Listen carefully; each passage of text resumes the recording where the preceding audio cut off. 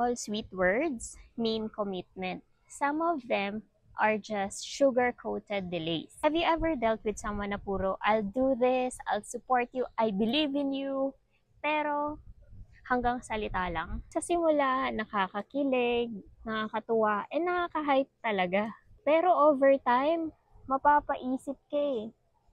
Yung pangako na yon, hanggang hangin na lang ba? So this is what we call hopium.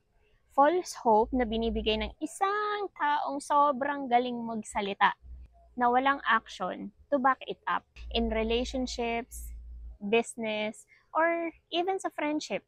Over-promising and under-delivering is a pattern. It's not about forgetting once or twice ha. This is about people who make it a habit. And when you tolerate it, you start questioning yourself instead of seeing the red flag. Here's the truth. People who care follow through. Consistency is a sign of respect.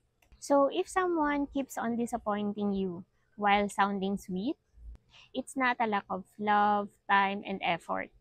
It's a lack of intention.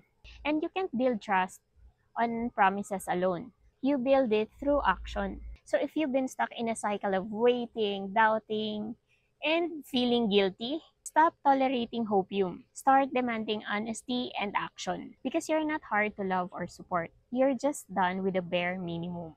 Tag someone who needs this reminder today. And follow for more real life lessons like this.